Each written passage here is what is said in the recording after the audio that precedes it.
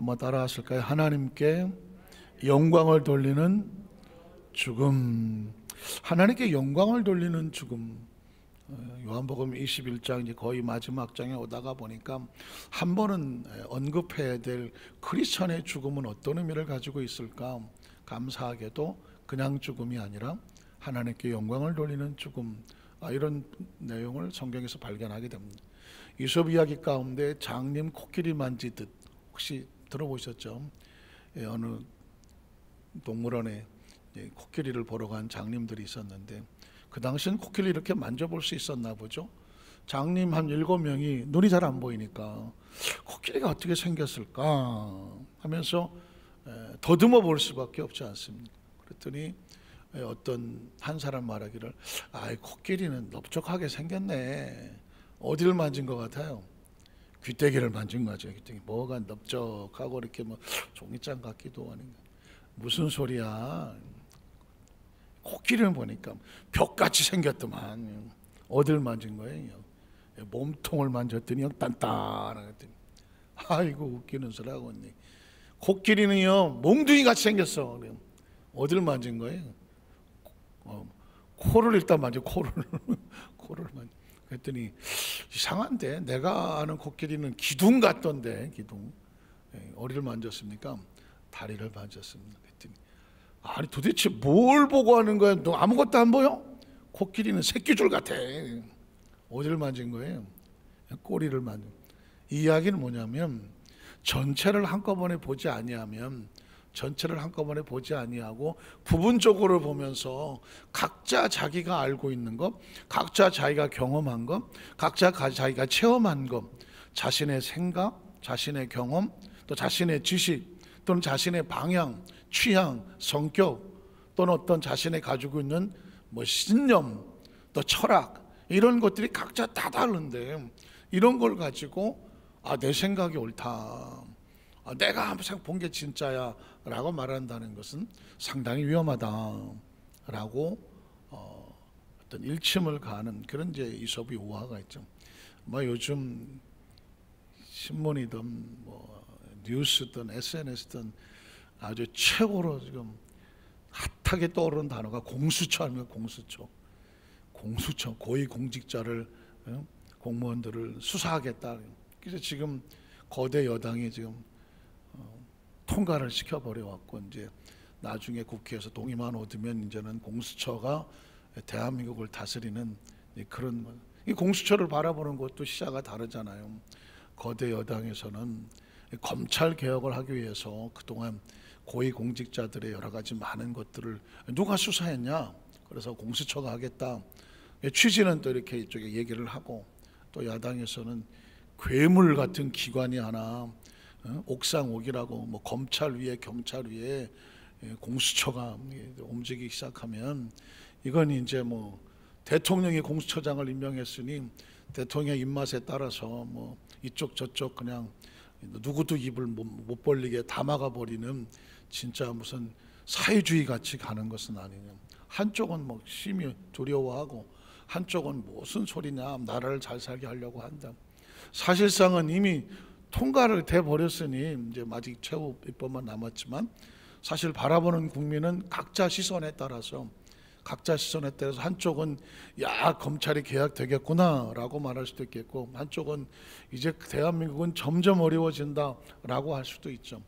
이게 참 어떻게 하겠습니까? 크리스찬 입장에서는 이게 정치가 개입된 거라서 이쪽이다 저쪽이다 말하기도 아주 애매한 상황 가운데 크리스찬은 어떻게 접근해야 될까라고 할 때 볼 때 방법은 없어요.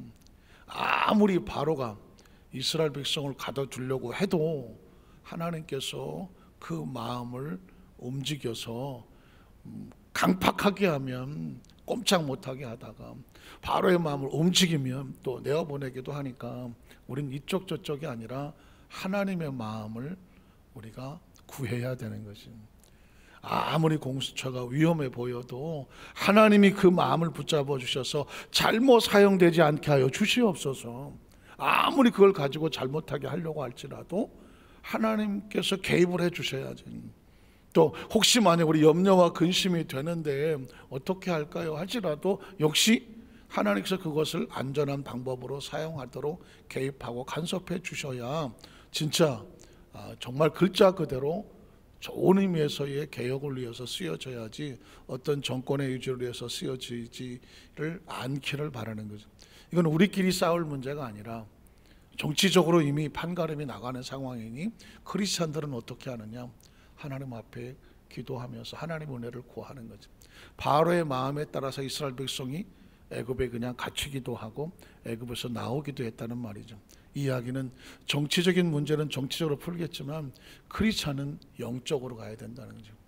여러분, 그래서 염려, 근심, 걱정할 것보다는 그 시간 하나님 앞에 기도하면서 하나님의 은혜를 구하는 우리 성령 되시기를 주의 이름으로 축복합니다. 왜냐하면 이쪽에 서 있는 사람은 저쪽을 보면 아이고 큰일 났다 그러고, 이쪽에 서 있는 저쪽을 보면서 아이고 이제 좀 잘 됐다 뭐 이렇게 하는 것은, 크리스찬은 정치에서 일희일비하면 안 되거든요. 크리스찬은 하나님의 마음을 붙잡고 살아가는 사람이 오늘 십자가를 바라보는 관점도 그렇습니다. 십자가를 어떤 사람은 실패로 바라보고, 원래 의미가 형틀이고 그리고 저주고 하니까 실패로 바라보고, 어떤 사람은 또 십자가에서 사랑과 용서를 바라보고 구원을 바라보기도 한다는 말입니다. 자, 한번 성경을 볼까요? 마태복음 27장 37절로 44절에 보면 십자가를 철저하게 실패로 보았던 유대인들입니다. 그 머리 위에 있는 유대인의 왕 예수라는 죄패를 붙였더라. 그 다음에 이때 예수와 함께 강도들이 십자가에 못 박히니 하나는 우편에 하나는 좌편에 있더라. 예수님이 강도들과 함께 십자가에 못 박혔으니 이건 철저한 형틀에 갇혀 있는 실패자의 모습이죠. 지나가는 자들은 자기 머리를 흔들며 예수를 모욕하며 이르되 성전을 헐고 사흘에 짓는 자여, 내가 만일 하나님의 아들이었던 자기를 구원하고 십자가에서 내려오라고 조롱하고 손가락질은 그와 같이 대상들과 서기관들과 장로들과 함께 희롱하여 이르되, 그가 남은 구원하였을 때 자기는 뭐합니까? 구원하지 못했다. 패배자라는 거죠. 실패자라는 겁니다. 십자가에 달린 예수를 보면서 어떤 사람은 어떻게 생각하냐면, 아유 저거 다른 사람은 뭐 치료한다고 다니고, 다른 사람은 뭐 구원한다고 하고 귀신도 쫓아내고, 뭐 다른 사람 배고픈 걸 채우고 하는 것 같더니만 실제로 자기가 십자가에 달리니까 아무것도 못하네. 아유 전 실패자야. 십자가를 봐 이렇게 생각한 사람은 예수를 보고 희망을 얻을까요? 못 얻을까요? 희망을 얻을 수가 없는, 예수를 실패자라 보면 이 땅에 희망은 없는 거예요. 모두가 실패자가 되는 것입니다. 그래서 그가 이스라엘의 왕이로다. 지금 십자가에 내려올지어다. 그리하면 우리가 믿겠노라.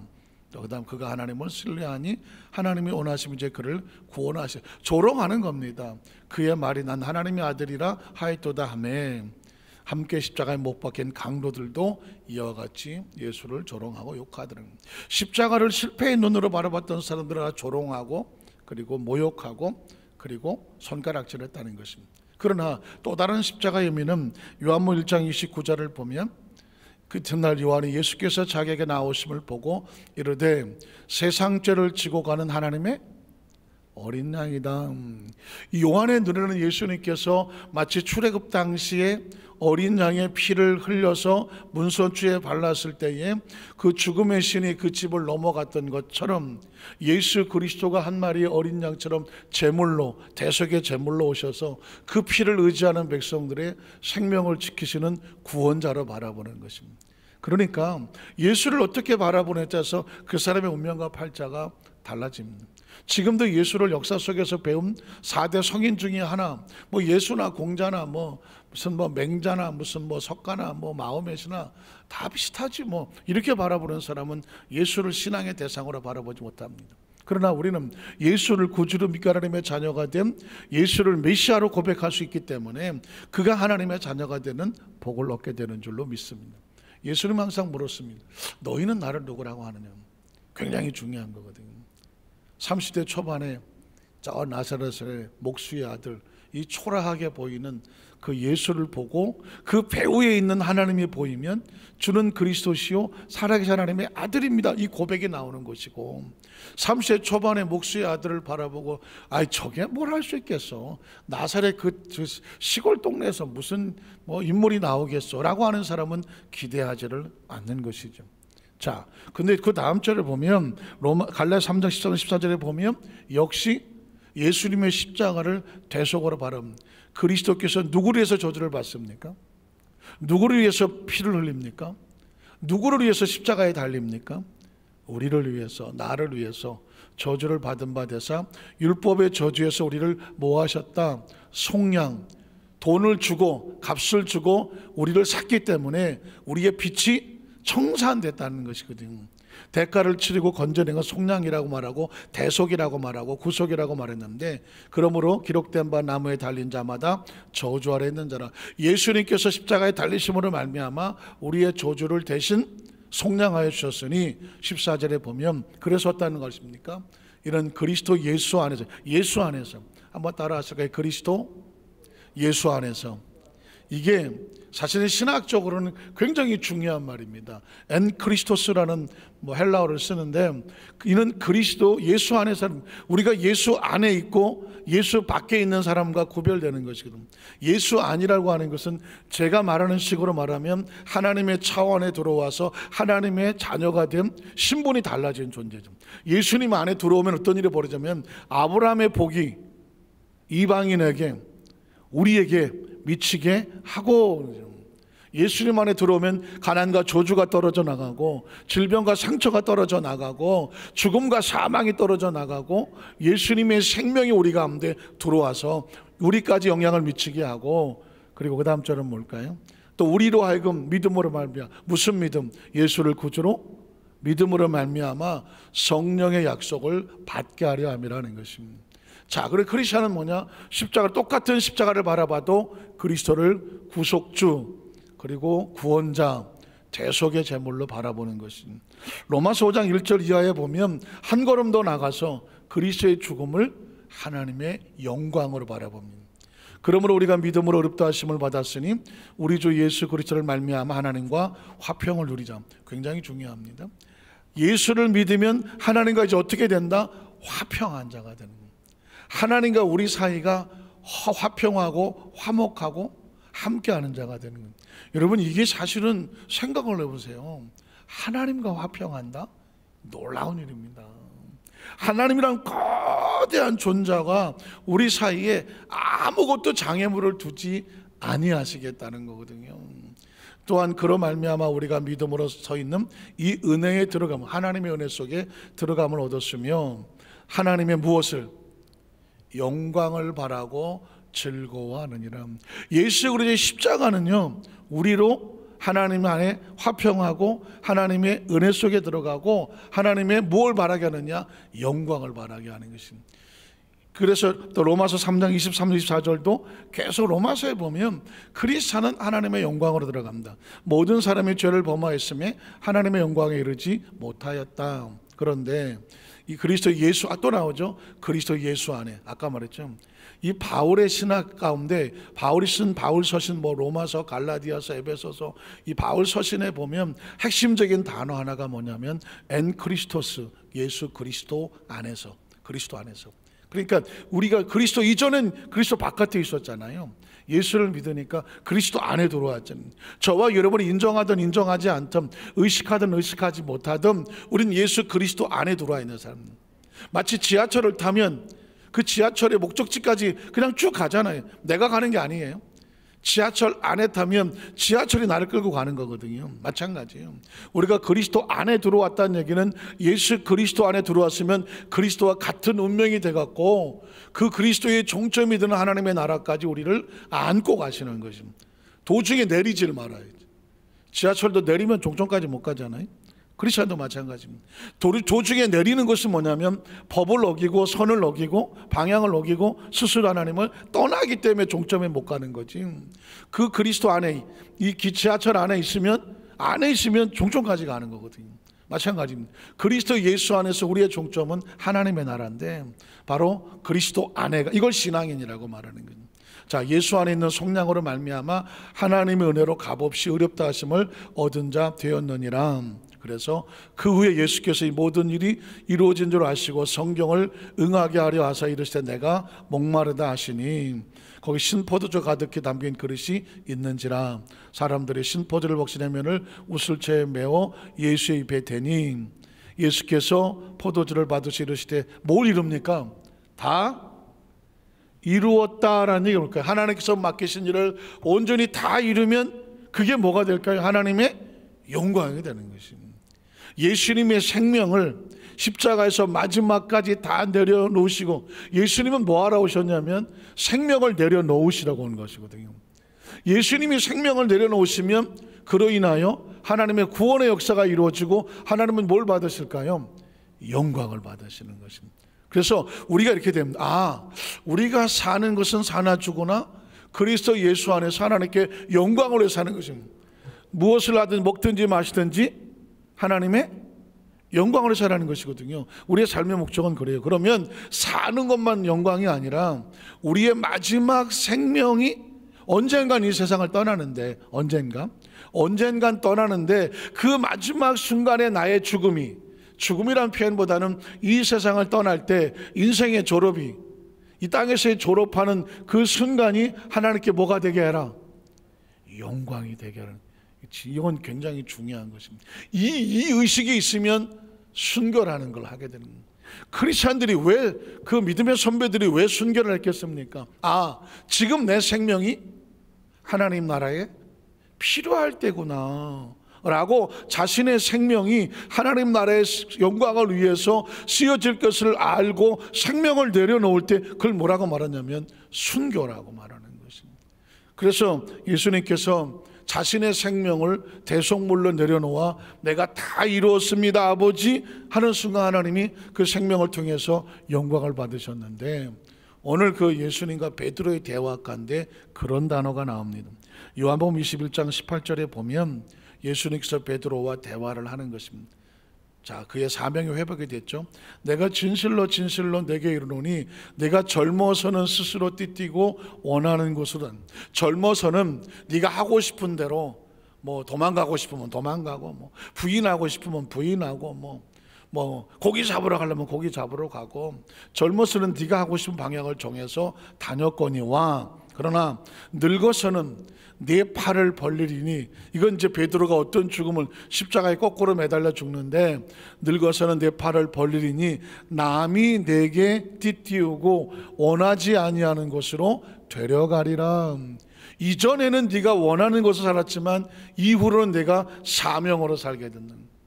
여러분 보십시오. 저와 여러분이 이제껏 가만히 삶을 살아온 걸 보면 두 가지로 딱 나누자. 한 번은 뭐냐? 내가 그냥 어린아이에서 자라면서 내가 원하는 걸 하고 살았어. 그리고 어느 날 예수 그리스도를 믿고 하나님의 은혜를 받고 나서 내가 왜 살지? 내 사명이 뭐지? 라고 사명을 생각하면서 이제는 내 생명을 무엇으로 해서 사냐면 사명으로 해서 살게 됩니다. 사명으로 해서. 믿으시면 아멘 하시기 바랍니다. 이제까지는 잘 먹고 잘 입고 내가 하고 싶은 거, 내가 되고 싶은 거, 이걸 위해서 살았어. 그러나 이제 이후로 너는, 하나님의 손에 붙잡힌 사명자들은 누구를 위해서 사냐면 하나님의 영광을 위해서 살아갈 것이다. 이것이 바로 베드로를 향한 하나님의 말씀입니다. 자, 그래서 그 다음 절은 뭐라고 말할까요? 자, 이 말씀을 하시면 베드로가 어떠한 죽음으로 누구에게? 하나님께 영광을 돌릴 것을 가르치십니다. 아주 중요한 단어가 나오죠. 베드로의 죽음이 하나님께 뭐가 된다? 영광을 돌릴 것이라는 것입니다. 그 전에 베드로는 한번 죽었죠. 어떻게 죽었나요? 예수님을 눈앞에 두고 모른다고 부인하고 배반하고 도망을 치러 나갔을 때 베드로는 죽었습니다. 사람은요, 몸이 움직이지 않아야 죽나요? 아닙니다. 희망이 꺼지면 죽습니다. 희망이 꺼지면 죽습니다. 꿈을 잃어버리면 죽습니다. 그래서 희망을 잃어버리거나 꿈을 잃어버린 사람이 방에 들어가서, 이건 살아있으나 살아있는 것 같지가 않습니다. 이런 사람은 밥도 먹기 싫습니다. 이런 사람은 씻기도 싫어요. 이런 사람은 대부분 보면 머리도 안 깎고 옷도 안 갈아입고 목욕도 안 하고 이빨도 안 닦고 세수도 안 하고 밥도 안 먹고 청소도 안 하고 그냥 자기 방에서 칩 걸어놓으면 겨우 그냥 뭐 밥 먹고 죽은 듯이 살아가는. 왜 그럴까요? 희망을 잃어버렸었습니다. 꿈을 잃어버렸었고요. 삶의 의욕이 없습니다. 사람은 목숨을 잃어야 있는 게 아니에요. 꿈을 잃어버리고 희망을 잃어버리고 비전을 잃어버리고 의욕을 잃어버리고 절망과 좌절과 낙심과 그냥 내가 살아서 뭐 하겠어 이러고 바르면 죽은 자와 같아요. 그런데 더 무서운 건 뭐냐면 하나님을 잃어버리면 제 아무리 발버둥을 쳐도 인간은 죽은 자와 같습니다. 아니 죽은 것 같아요. 범죄한 영혼은 죽으리라. 선악과를 따먹으면 정녕 죽으리란 뭐냐면 하나님과 단절되면 무슨 희망이 있습니까? 죽는 것 같거든요. 베드로는 이미 죽은 사람입니다. 예수를 부인하고 배반하고 도망을 쳤을 때 베드로는 죽었습니다. 때문에 부활의 주님이 오셨다 그러고 제자들이 만나러 갈 때 난 못 가. 난 못 가. 죽은 자가 뭘 예수를 만나요. 그래서 혼자 몇 사람과 같이 고기를 잡으러 갔던 것입니다. 예수님 베드로를 찾아간 것은 베드로를 살리려고 간 것이에요. 그래서 내가 날 사랑하느냐 이 이야기는 뭐냐면 베드로를 살리는 것입니다. 내 안에 사랑이 꿈틀대면 살아납니다. 그래서 보통 아기 엄마들이 자기는 죽고 싶어. 그런데 아기를 보는 순간 무슨 생각이 듭니까? 내가 살아야 되겠구나. 누구 때문에? 이 아이를 위해서. 그래서 예전에 우리 어머니들 할머니들은 다 그러고 살았잖아. 죽고 싶었잖아. 다. 전쟁 통해 전쟁 이후에 큰 상황 가운데 어떻게 하고 살았겠어. 그런데 그 살리는 목적이 뭐냐면 새끼들이야. 그때는 새끼들도 많았잖아. 9명 막 8. 그냥 미친 듯이 악다구니 안 해본 게 뭐 있어. 진짜 돈 되는 건 다 하고 남의 집 살리면서 뭐 먹을 거 얻어다가 애들 새끼들 입에다 넣어줘야 되잖아. 그렇게 하고 산 지가 불과 몇십 년 안 되잖아요. 그렇게 해서 지금 여기까지 와 있는데 삶이란 그걸 모성애라고 말하지 않겠습니까? 모성애라고. 이 이야기를 왜 드리냐면 크리스천도 마찬가지입니다. 크리스천이 삶의 의욕을 잃어버릴 때 그런 가운데에 이길 수 있는 것은 뭐냐면 하나님의 은혜와 사랑과 감사를 놓치지 말아야 됩니다.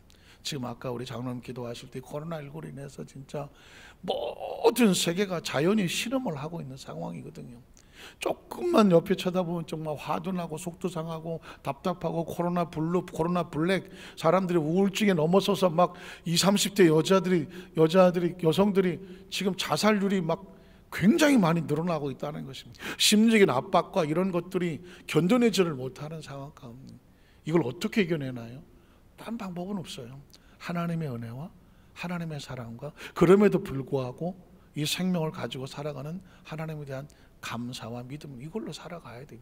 지금은 이걸로 버텨내고 이겨내야 돼요. 시커먼 절망이 다가온다고 할지라도 하나님의 은혜와 은총을 붙잡고 일어서야 됩니다. 지금 하나님께서는 주님의 베드로의 마음 가운데 사랑을 회복을 시키고 이렇게니까 아직 너 사랑하지 하니까 베드로에게 뭘 맡깁니까? 사명을 맡깁니다.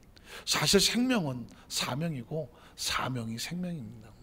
우리는 사명으로 살아가지 먹고 마시는 거 살아가는 게 아니거든요. 한번 따라하시고 크리스찬은 사명으로 사는 것이다. 마치 어머니가 여자는 약해도 어머니는 강하다고 말할 때 여성이 무슨 여성 자체가 약한 게 아니라 여성을 뛰어넘는 어떤 힘이 어머니에게 생겼는데 그 어머니에게는 뭐가 있을까요? 자식을 키우는 사명이 있기 때문인 거죠. 그건 사명의 이야기입니다. 사명을 놓쳐버리면 아무것도 못하거든요. 오늘 그래서 베드로에게 예수님께서는 사명을 얘기하고 사명이 너의 생명을 끌고 갈 것이고 그 마지막 사명인 그 죽음조차도 어떻게 하나님 앞에 뭘 돌린다? 영광을 돌릴 것을 가리키심이라고 말했습니다. 그래서 이 베드로의 죽음에 대한 영화가 바로 쿠어바디스입니다. 쿠어바디스 영화 다 보셨죠? 쿠어바디스 영화는 쿠어바디스 도미네 얘기는 이제 라틴어로 도미네는 주여, 쿠어바디스 어디로 가시나이까. 그래서 쿠어바디스 도미네 주여 어디로 가시나이까라는 것이 이제 베드로의 고백이거든요. 아시는 것처럼 네로 황자가 미쳐갖고 막 성에 불을 지르고 막 불타는 시를 짓는다고 하다가 정신 차리고 나오니까 미친 짓을 했으니까 그때 기독교인들이 성의 불을 질렀다. 그래서 기독교인들을 말살하기 시작하니까 기독교인들이 다 성 바깥으로 도망을 치는 상황 가운데 베드로도 노구를 이끌고 성 바깥으로 도망을 치는 상황이었던. 해는 뒤어 넘어가고 베드로의 발걸음은 빨라지기 시작을 하는데 그때 좌편 쪽에서 그 태양빛 반대쪽으로 성을 향하여 들어오는 그 영화 속에서는 한 동자와 같이 어린 소년처럼 이렇게 나오더라고요. 그 한 소년이 지나가는 거죠. 그 베드로에게 눈빛이 마주치는데 그 소년이 베드로의 눈을 마주치지 않냐고 그냥 지나가는 것입니다. 근데 본능적으로 그 머릿속에 주님이시다라고 하는 느낌이 오는 것입니다. 그래서 베드로가 주여 어디로 가시나이까? 라고 하는 얘기가 나옵니다. 한 번 불러도 대답을 하지 않으니까 쿠어바데스 도미네, 쿠어바데스 도미네, 주여 어디로 가시나이까? 한 번 예수님을 놓치고 도망을 쳤었던 그 베드로가 주님이라는 인식이 들어왔을 때에 주님을 놓치고 싶지 않아서 절규하듯이 붙습니다. 그때 하는 말이 아닙니다. 나는 내가 버리고 떠나는 저 성에 잃어버린 영혼들을 위해서 내가 또다시 십자가에 못 박기로 간다라는, 이 이야기를 들은 베드로가 질색을 하지 않겠습니까? 예수님께서 십자가에 못 박기로 그 빌라도의 법정에서 모욕을 당하고 채찍을 하고 있었을 때에 베드로가 그 현장에서 도망을 치지 않았습니까? 근데 그 장면이 또 생각이 나는 거 아니겠습니까? 베드로가 또 도망을 치고 있는 거 아니겠습니까? 그때 거기서 베드로가 거꾸로 하시는 것입니다. 주여, 제가 다시 저 영혼을 위해서 제가 복음을 전하러 가겠습니다 하는 것입니다. 그때 베드로가 깨닫고 예수를 십자가에 2번 못 박게 하는 것이 아니라 내 생명이 이게 하나님께 영광을 돌리는 것, 여기서 도망을 치는 것이 아니라 저 잃어버린 영혼을 마지막까지 저들의 영혼을 돌보며 저들과 함께하는 것이 나의 사명이구나 하고 베드로가 다시 거꾸로 그 성으로 가서 그 남아있는 자들을 위해서 돌보고 복음을 전하고 하다가 잡혀서 로마 병력에 잡혀서 십자가의 못을, 크리스찬들은 십자가에 달린 다음에 너도 십자가에 달려주랴 조롱하는. 그때 베드로가 그런 말을 하죠. 나는 예수를 모른다고 3번이나 부인했던 자격 없는 자이오니 내가 어떻게 예수님처럼 십자가에 똑바로 박힐 수가 있겠느냐. 나를 거꾸로 십자가에 달려달라. 그래서 베드로는 거꾸로 십자가에 매달려 순교를 했다는 것입니다. 그래서 주님 제자 베드로는 거꾸로도 갔사오니 고난이라 못 가오랴, 힘들어 못 가오랴, 7번 넘어져도 8번 일어나고, 배고파도 힘들어도 이 길만은 가야 되고. 옛날에 1950년대 60년대 그 초창기 한국의 그 크리스찬들이 악보도 없는 그 막 12절 20절씩 되는 복음성가를 그렇게 불렀습니다. 오늘 이제 말씀을 정리해 가면서 오늘 저와 여러분이 이 땅의 삶을 살아가면서 사실 크리스찬들에게 뭐 순교 뭐 이런 얘기는 우리가 뭐 전쟁 치하도 아니고 일제 시대도 아니고 뭐 우리가 뭐 저리 아프리카 어디 가서 목숨 걸고 선교하는 것은 아니죠. 그러나 무슨 우리가 죽음에 대한 선교라기보다는 우리의 삶이 어떤 죽음조차 하나님께 영광을 돌리는 이게 우리의 삶의 목적이라면 우리의 삶 자체가 매 순간 하나님 앞에 영광을 돌리는 것이 무엇인가에 초점을 맞추고 살아간다면, 우리가 뭐 100년을 산다고 치면 1년이 365일이잖아요. 그러면 36,500개의 감을 빼먹는다고 하더라고. 그럼 지금 우리가 나이가 몇 살이야? 얼마나 빼잡수신 거야? 36,500개에 만약에 한 50년 살았으면 15,000개에다가 36,000, 그러면 뭐야 3,000개, 한 18,000개 정도는 일단 빼서 잡수신 거고, 그러니까 더 드신 분은 더 많이 빼드신 거고, 좀 덜 드신 분은 덜 빼는 거 아직 남아 있다는 거죠. 그러나 그 감이 항상 남아 있다고는 아무도 보장을 못하는 거죠.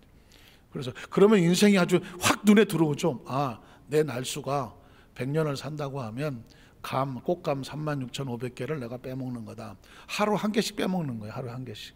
그럼 하루 빼먹다 보니 뭐 이제 남은 게 얼마 많이 없어지는 상황이 되죠. 그렇다고 하면 어차피 내 인생은 제한된 인생이라고 하면 내 삶의 목적과 가치는 뭐가 되어야 되냐면 하나님 앞에 영광이 되게 해주시고, 아주 특별한 은혜가 있어서 나의 죽음이 나의 죽음이 정말 어떤 가치와 목적을 위해서 하나님의 필요한, 마치 베드로와 같이 어떤 그런 순간에서, 그건 은혜죠, 은혜. 아무나 그렇게 하는 거 못하니까. 그런 상황이라고 하면 마지막 크리스찬들의 각오는 나의 생명의 마지막도 하나님께 영광을 돌리는 삶이 되게 하여 주시옵소서.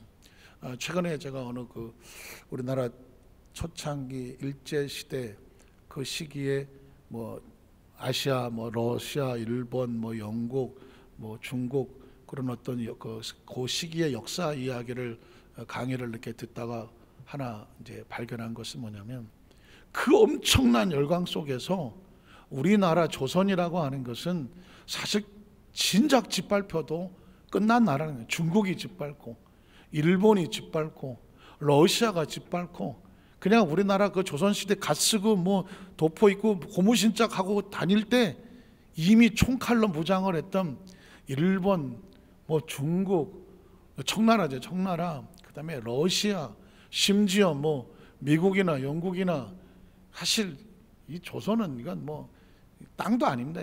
이 조그만 그런 나라에 비하면. 그런데도 불구하고 거기서 수도 없이 짓밟힐 것 같은데 들풀처럼 일어났었던, 아직까지도 버티고 있는 이유는 뭔가 그랬더니, 대한민국 국민들은 전 세계 다 그럴지도 모르겠죠. 대한민국 국민들은 나라가 위태로울 때, 나라가 위태로우면 다 집으로 숨어드는 민족이 아니라는 거예요. 대한민국 민족은 나라가 위태로우면 여기저기서 나이에 상관없이 목숨을 던지는 사람들이 어느 나라보다도 우리나라가 많았다고 하는 거예요. 그렇기 때문에, 그래서 3.1 운동 때도 보면 말도 안 되는 그 일본의 총칼 군합발 앞에서 맨몸으로 태극기 하나 들고 대한독립만 쌓고 맞아 죽어가면서도 덤벼들고 했었던 거고, 맨손으로 그 일본의 천황이나 이토 히로부미 도시락 폭탄 던지러 다니고 독립운동을 하고 이렇게 했었던 것이 뭐냐면, 우리나라 사람들은 애국 애족 이 정신이 강해서 생명보다 나라를 우선히 여겼다는 거예요. 이게 굉장히 중요한 거예요. 이게 없는 나라는 진작 역사 속에 사라진 거고, 자기 나라를 사랑하고 자기 민족을 사랑해서 내 목숨, 이 한 목숨 던져서 이 민족을 살리겠다는 구국의 이 충정이 있는 그런 민족의 정신들은 그 나라를 살리는 것이죠. 하물며 나라를 위해서 그런데 하나님의 나라를 위해서 자신의 생명을 가치 있게 내가 한번 써보겠다라고 하는 사람은, 그런 사람들이 많을수록 하나님의 나라가 왕성해지는 것이죠. 오늘 베드로는 결국 그렇게 자신의 생명을 놓아서 하나님께 영광을 돌렸다라고 성경에 말하지 않습니까? 그가 어떠한 죽음으로 하나님께 영광을 돌릴 것이냐. 크리스찬은 죽음조차도 하나님께서 사용하시는 영광의 통로가 될 수가 있다. 그래서 오늘 저와 여러분은 비상한 각오를 가지고 매일 매 순간 삶에 승리하는 게 하나님께 영광이에요. 승리자가 되시기를 주님의 이름으로 축복합니다. 기도하겠습니다. 하나님 아버지 감사합니다.